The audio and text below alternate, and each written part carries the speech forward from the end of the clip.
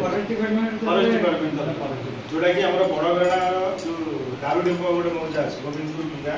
दारू डिपो मौजा सेठी जने पिला करछ 15 ରୁ 20 एकड़ से टोटल तुलेछन पेंशन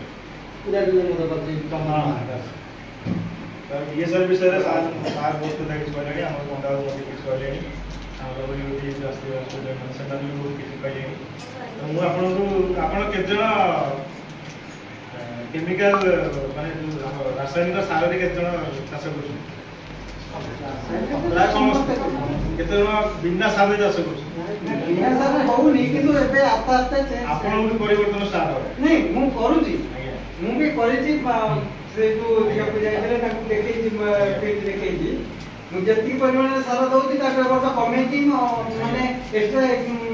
आइटम देकी करिची जाने जाइले भी आपन पाखरे गोटे बड़ संगठन अछि कोन हां यार माध्यम रे आपण समस्त गोटे प्रतिज्ञा करथु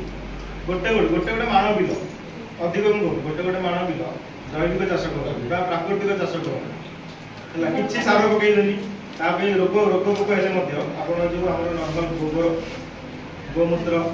तापर करंज पत्र निम पत्र चेष्टा करू हेलो रे माने आपण जदी गोटे लार्ज गोटे बड़ एरिया करे मुटा कर देबी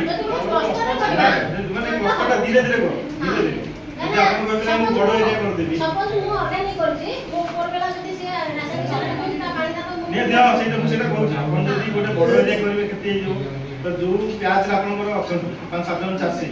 छोट छोट फास्ट अल्प नहीं करी अगर माने बिल नहीं की सेठी केवल नेचुरल फार्मिंग करी आ गोटे होची जीवामृत आपण यूज करी नेचुरल फार्मिंग रो गोटे मूल पिला होची हमर जीवामृत से जो जीवामृत आपण केमति करिवे ना गाय अछि तो समस्त देसी गाय रो गोमूत्र 10 लीटर तापर तार गोबर 10 केजी समस्त घरे गुड़ मध्य दियो गुड़ आनिबे 2 केजी बेसन आनिबे 2 केजी आउ हमर ए जो जे कोनोसी पुराना गछ दियो बर गछ हो मुगा गछ हो जोडी के हमर माने ह्यूमन मानकर एक्टिविटी सेठी कम थियो हमें माने सेठी की अधिक जाउ न सेही गछ तळर माटी मुठे 2 मुठा आनी 500 ग्राम आनी 180 लीटर पानी देबे सब मिक्स करी गुड़े 3-4 दिन ताकू राउंड वाइज माने clock wise anti clock wise side रे ताकू रखी गुड़े आउ गोटे अखारे ताकू घोड़ाई रखी आपण 4-5 दिन पर इतेले हमर सेटा प्रस्तुत है ताको छाणी की 15 लीटर जो हमर ड्रम अछि से ड्रम रे 500 ରୁ 600 ml 500-600 मिलीलीटर ताको गोळाई की ताको स्प्रे कले कोन आपनकर जो पत्र पोड़ाई बस देखि पत्र पोड़ा प्राय लागितला से रोग को हमें नियंत्रण करि पारे सेटा आ गुटे हमर लिक्विड फर्टिलाइजर बा तरल जैविक सार सेटा से बढ़िया काम करे और आपनकर हम माटीटा एते दूषित कर सारी कि रासायनिक सार पकई घास मरा पकई से कोन माने आमे जो अनुसार प्रोडक्टटा चाहूजे बाहर से अनुसार हे कर कारण हमर तो मूल खराब आमे जिते चेष्टा करी कोन तो से जो हमर जीवामृत से गोटे आपनकर से जो माटीटा से सुधार करे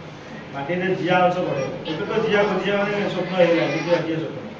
किंतु जो बिल खत पड़ती से बिल जिया हो राधाकांतपुर जन गोटे चाषी करछंती गोटे मानव बिल करछंती जमुना धान करछंती आ बासुमती करछंती से केवल देसी गाय खत आ किछि देना रोग पोक पई केवल गोबर आ हमर गोमूत्र ताको मिक्स करके देछंती ता संगे आपण गोटे हांडी खत मते करिले ता पे गोबर दरकार गोमूत्र दरकार करंज पत्र निम पत्र आक पत्र ये सब छेची की बेगुनिया पत्र सब छेची की गोटे हांडी रे रखिबे 8-10 दिन तक साइड रखी ता गोडेइबे सेतिर जो कोचडा बाहर ताको छाणी से 15 लीटर पानी 500 ରୁ 600 ml लेकी ताको पके हमर रोग पोक नियंत्रण